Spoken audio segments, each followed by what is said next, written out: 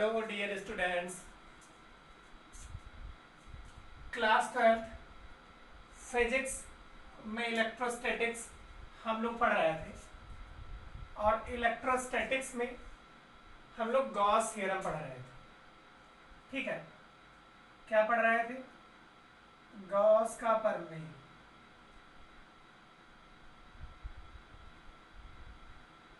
देखिए, इस गॉस के प्रमेय वाले टॉपिक में हमने बहुत सारी चीजें पढ़ी। ठीक है, अब कुछ बचे हुए पोर्शंस हैं जिनको हम कोशिश करेंगे कि आज के लेक्चर में गॉस थ्योरम पर बेसिस जितने भी एप्लीकेशंस थे वो कंप्लीट कर ले, लेक्चर में भी थोड़ा लंबा हो जाए। तो देखिए, एक और डेरिवेशन करते हैं। अभी सारे थियरी पार्ट ही कवर हो रहे हैं। न्यूमेरिकल आप इन थियरी के हिसाब से जो न्यूमेरिकल आपके बुक में दिए हुए उनको आप करने की कोशिश करिएगा। जो नहीं लगेगा वो आप हमें बताइएगा। अभी लास्ट लेक्चर में, इसके बाद वाले लेक्चर में हम पूरे न्यूमेरिकल अपने समझ से जो इंपॉर्टेंट लगेंगे उनको डिस्कस करेंगे। और जो आप अपनी बुक से लगाइएगा या जो क्वेश्चंस मैं भेजूंगा उसको आप लगाइएगा। जो क्वेश्चंस आपके फंसेंगे वो आप हमसे पूछेंगे, आइदर वीडियो के मीडियम से या कैसे भी हम आपको प्रोवाइड करेंगे। तो देखिए, अगला डेरिवेशन ये है।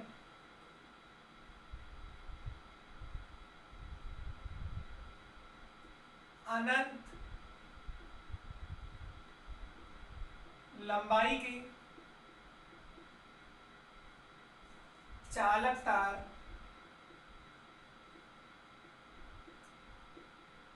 के कारण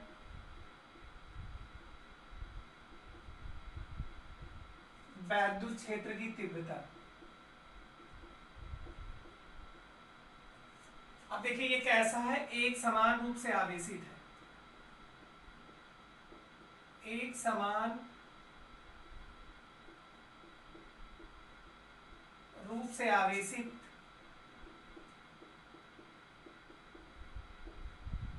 अनंत लंबाई के चालक तार के कारण वैद्युत क्षेत्र की तीव्रता। कहने का क्या मतलब है कि कोई एक चालक तार है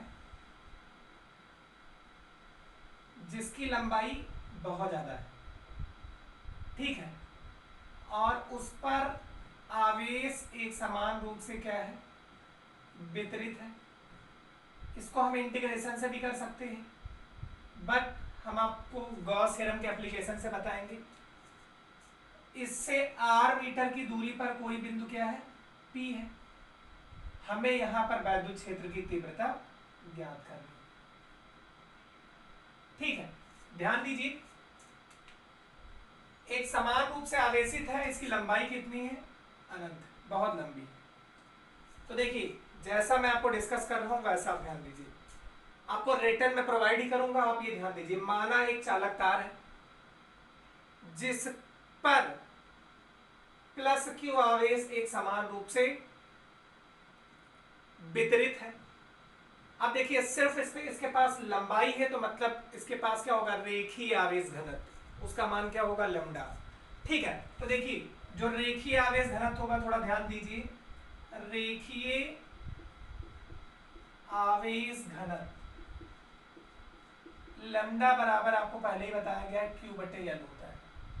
ठीक है, आवेश बटे लंबाई। अगर यहां से क्यू निकाले तो क्यू बराबर क्या होगा? Lambda into L. इसको यहीं पर ऐसा रहने दे रहे। तो देखिए क्या करेंगे।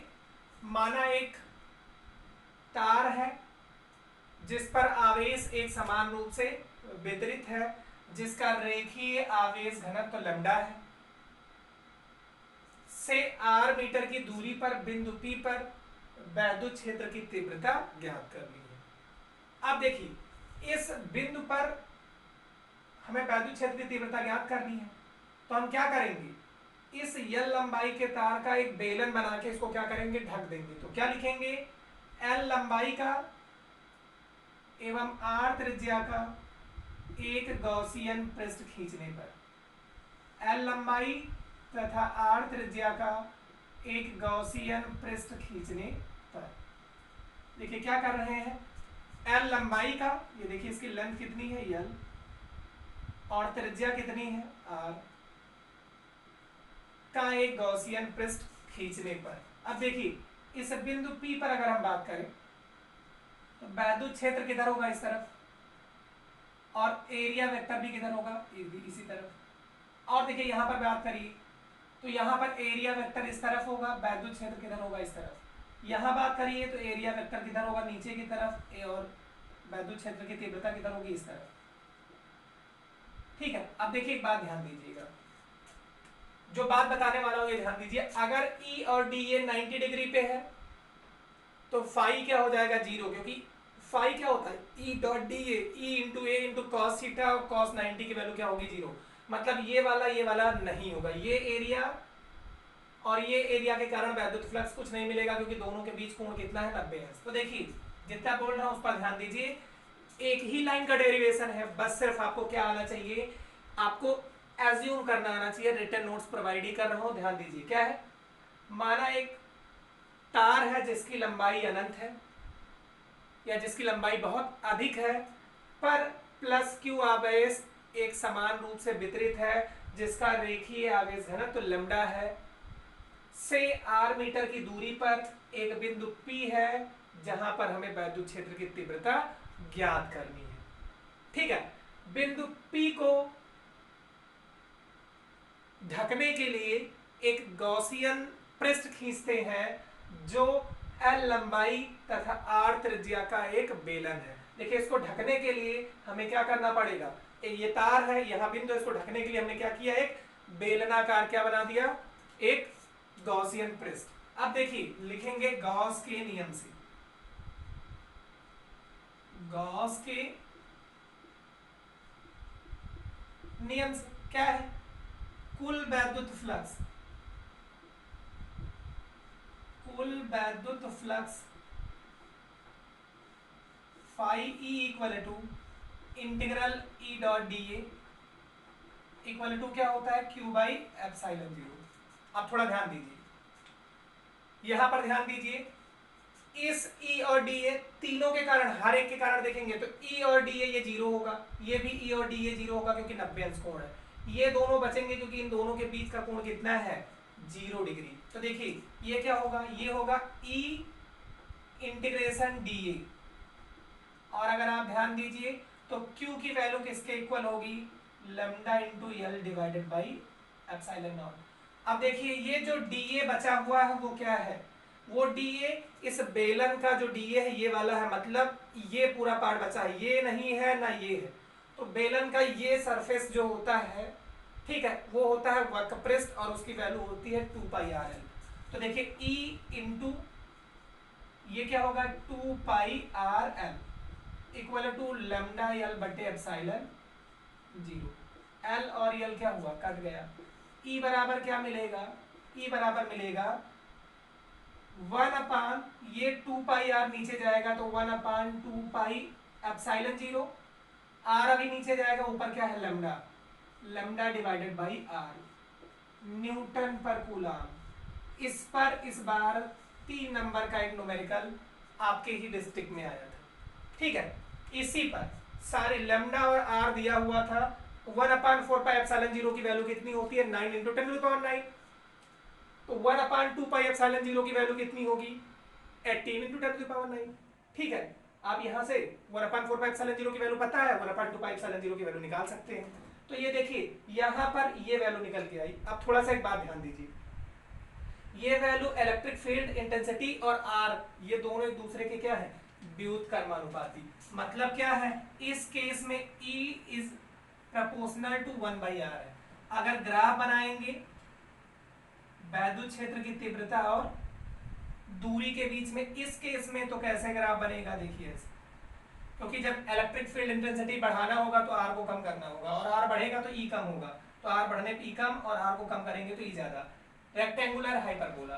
ठीक है, तो ये आपका हो गया, कौन सा डेरिवेशन हो गया, अनंत लंबाई के चालक तार के कारण वैद्युत क्षेत्र की तीव्रता। अब देखिए दिशा क्या होगी यहाँ, तो वैद्युत क्षेत्र की तीव्रता जो दिशा होगी वो क्या होगी, अगर प्लस है तो दूर की तरफ, और माइनस है तो उसी प्लस जो ये आपका तार है उसी की तरफ, प्लस है तो दूर की तरफ, माइनस है तो उसी तरफ। ये डेरिवेशन आपका हो गया, इंपॉर्टेंट है, आपको ध्यान रखना है।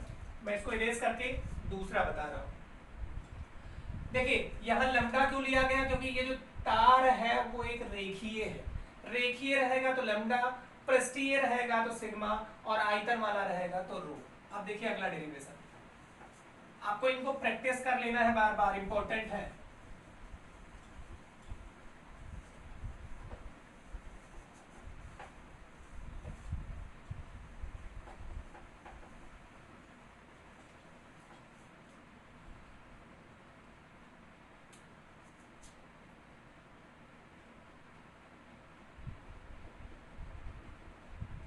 बेलनाकार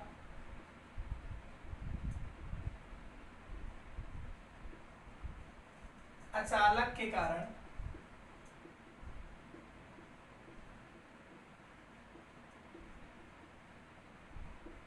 वैद्युत क्षेत्र की तीव्रता। देखिए अचालक क्यों किए हैं? अचालक इसलिए किए हैं क्योंकि जो आवेश हम दें वो उसके पृष्ठ पर क्या रहे, एक समान रूप से वितरित ना होके उसके अंदर भी रहे। अगर यही आपका चालक होता तो आप जो भी आवेश देते वो सारा आवेश उसके पृष्ठ पर आ जाता। मतलब ये बेलन है और उस बेलन को अगर हमने आवेश दिया तो उसके पूरे अंदर आवेश हर एक जगह पूरे आयतन में एक समान रूप से क्या रहेगा, वितरित रहेगा अगर अचालक रहेगा। तो देखिए इसके कारण क्या होगा, बाहर वैद्युत क्षेत्र की तीव्रता और अंदर वैद्युत क्षेत्र की तीव्रता और पृष्ठ पर वैद्युत क्षेत्र की तीव्रता। इंपॉर्टेंट केस है, आईटी में एक बार आ चुका है, आईआईटी जेईई में आ चुका है। देखिए फॉर्मूला ही आया है, यहां पर आपको जानना जरूरी है। तो देखिए ये हमने क्या एज्यूम किया कि एक वेलन है जिसकी त्रिज्या क्या है, कैपिटल आर। ठीक है, अनंत लंबाई करेगा तो अनंत लंबाई कर दीजिएगा। ठीक है, और क्या है, लंबाई क्या है, कैपिटल एल। ठीक है, ध्यान दीजिए, से बाहर आर मीटर की दूरी पर एक बिंदु P है जहां पर हमें क्या करना है, वैद्युत क्षेत्र की तीव्रता का मान ज्ञात करना है।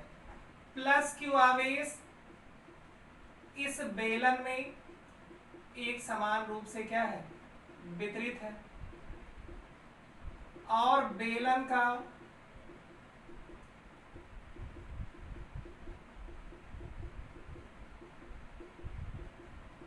आयतन आवेश घनत्व रो है। आयतन आवेश घनत्व क्या है, रो है। तो देखिए इस बिंदु P को हम ढकने के लिए क्या करेंगे, एक गॉसियन सरफेस खींचेंगे। तो हमने r त्रिज्या का क्या किया, एक गॉसियन पृष्ठ खींच दिया। क्या करने के लिए, इस आवेश को ढकने के लिए। इस आवेश को पूरे को ढकने के लिए हमने क्या किया, r त्रिज्या का क्या कर दिया, एक r त्रिज्या का एक कैपिटल R नहीं स्मॉल r त्रिज्या का क्या कर दिया, एक बेलनाकार गॉसियन पृष्ठ खींच दिया। अब देखिए गॉस के नियम से, अभी मैं आपको इसको फिर बताऊंगा, आप ध्यान दीजिएगा। गॉस के नियम से क्या होगा, phi E equal to integration E dot D equal to Q by epsilon. आप देखिए जो बात बताने वाला हूं, आप अगर ये ध्यान दीजिए ई, तो इस जगह पर ई इस तरफ, डी ए इस तरफ, ई डी ए के बीच एंगल 0, यहां पर डी ए इस तरफ, ई इस तरफ, इस जगह ई इस तरफ, डी ए डाउनवर्ड, एंगल 90, यहां पर भी 90, तो ये दोनों नहीं होंगे। तो देखिए ई इंटीग्रेशन डी ए और Q, अब देखिए यहां पर रो होगा, तो रो किसके इक्वल होगा, रो जो होगा वो Q अपान इसका वॉल्यूम, इसका जिसमें आवेश है, तो Q डिवाइडेड बाई इसका वॉल्यूम होगा, वेलन है तो पाई आर स्क्वायर यल। इस यल इसका इस तरह मल्टीप्लाई कर देंगे तो Q equal to pi r square l into rho. तो देखिए यहां पर Q divide by epsilon naught होगा, तो Q की वैल्यू किसके इक्वल है, pi r square l into rho divided by epsilon naught. थोड़ा सा और ध्यान दीजिए, ई तो ठीक है, डीए की बात करें तो ये डीए जो होगा वो कर्व सरफेस एरिया, उसकी वैल्यू कितनी होगी, वो वैल्यू होगी 2 पाई आर एल। एक बात ध्यान दीजिए, ये जो आर है वो कैपिटल है, अभी मैं आपको पूरा एक बार फिर से बताऊंगा, ध्यान दीजिएगा। तो ये आर कौन सा है, ये आर है कैपिटल।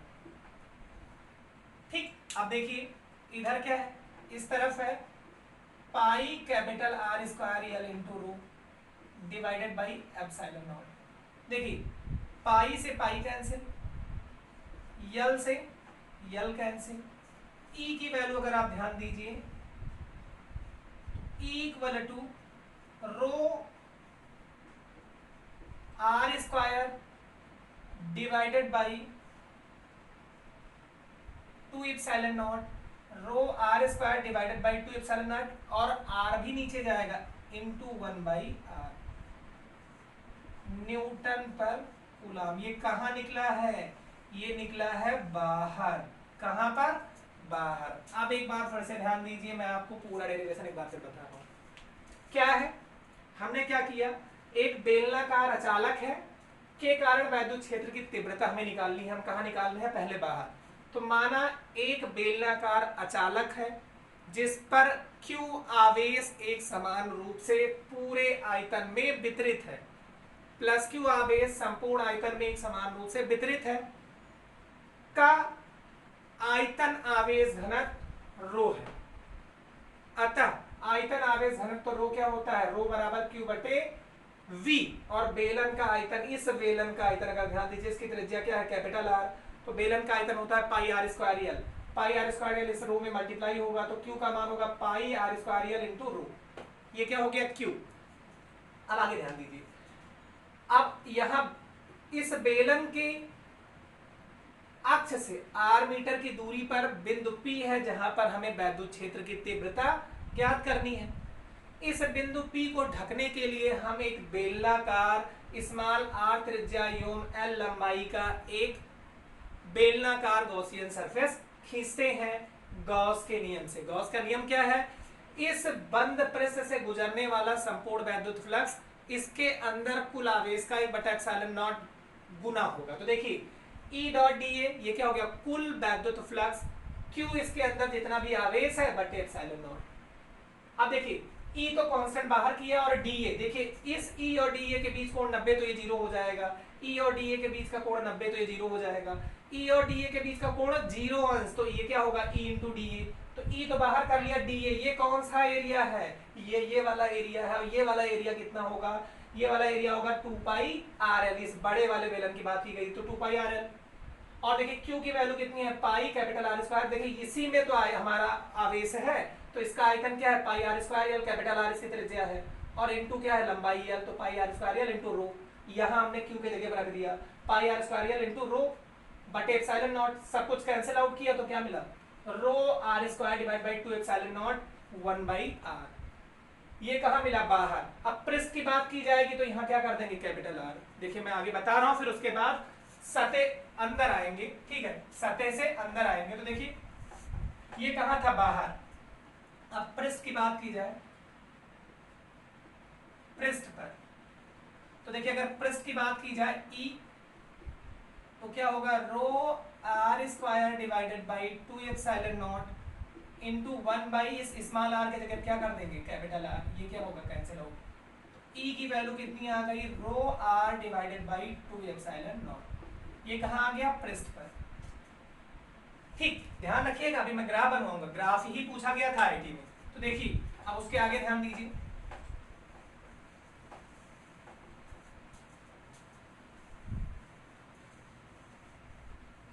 अब हम बात करने जा रहे हैं अंदर आंतरिक बिंदु पर।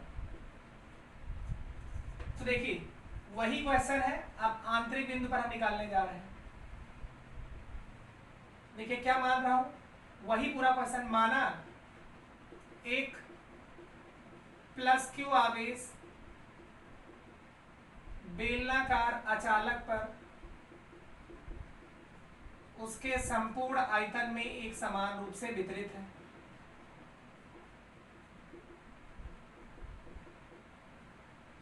बेलन के अक्ष से स्मॉल आर मीटर की दूरी पर एक बिंदु P है, स्मॉल आर मीटर की दूरी पर एक बिंदु P है जो कि बेलन के अंदर ही है, उसके त्रिज्या से कम है, पर हमें वैद्युत क्षेत्र की तीव्रता ज्ञात करनी है। अब देखिए स्मॉल आर त्रिज्या का एवं एल लंबाई का एक बेलनाकार गॉसियन पृष्ठ खींचने पर, एक बेलनाकार गॉसियन पृष्ठ खींचने पर वही सेम काम, गॉसियन पृष्ठ खींचने पर गॉस के नियम से, गॉस के नियम से क्या है देखिए, कुल वैद्युत फ्लक्स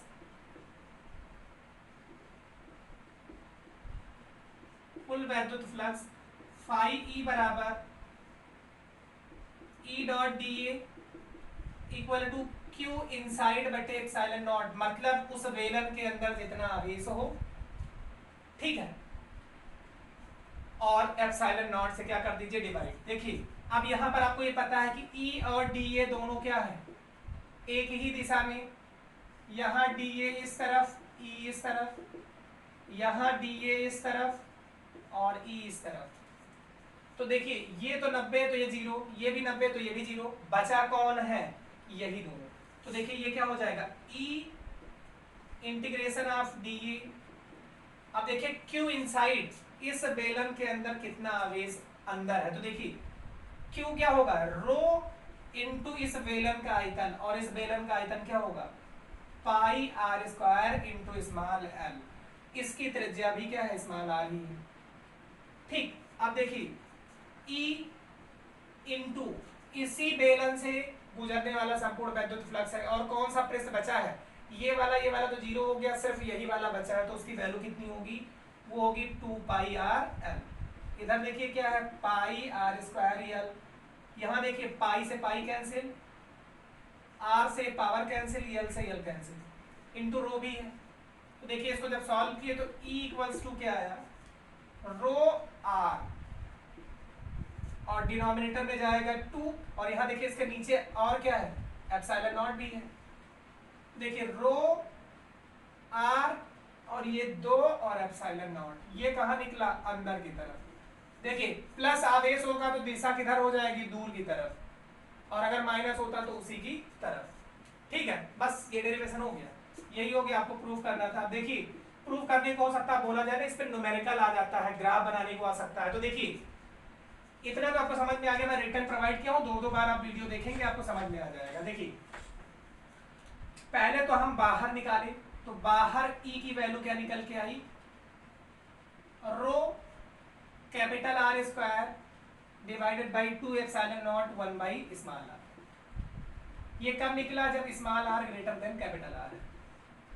दूसरा पृष्ठ पर जब स्मॉल आर बराबर कैपिटल आर है, तो ई की वैल्यू निकली rho capital R divided by 2 epsilon naught. और थर्ड स्मॉल आर छोटा हो कैपिटल आर ज्यादा हो, मतलब अंदर आ गए, स्मॉल आर बाहर था अब अंदर आ गया, तो यहाँ पर ई की वैल्यू निकली है रो अपॉन 2 एप्सिलॉन नॉट और स्मॉल आर। अब देखिए अगर ग्राफ बनाए तो यहाँ पर मैं इतने में ही ग्राफ बना के आपको समझा दे रहा हूँ। देखिए ये ई है और ये क्या है, आर। देखिए अंदर से शुरू होंगे, अंदर से शुरू हुआ ये, तो अंदर के लिए यही है, rho upon 2 epsilon naught constant, E is directly proportional to R, E is directly proportional to R, a line passing through origin. कहां तक गया है, कैपिटल आर तक, तो ये स्मॉल आर इक्वल टू क्या हो गया, कैपिटल आर।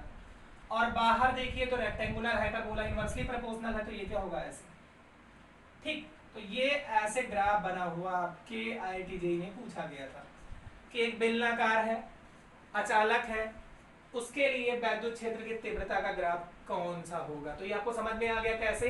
ये डेरिवेशन हर एक इंपॉर्टेंट है, जिनको कंपटीशन की आगे तैयारी करनी है उनके लिए तो ये सारे डेरिवेशन जितना मैं करवा रहा हूँ सब इंपॉर्टेंट, मैं एक भी छोड़ ही नहीं रहा हूँ, सारे करा रहा हूँ। अभी 2 डेरिवेशन आपके बचे हुए हैं इस चैप्टर के, टाइम देख रहा हूँ फिर मैं बता रहा हूँ कि वो बताने लायक अभी है आज की नहीं। 25 मिनट दोनों डेरिवेशन, मतलब 25 मिनट और रहने देते हैं आज की क्लास, आगे कल देखेंगे। Thank you.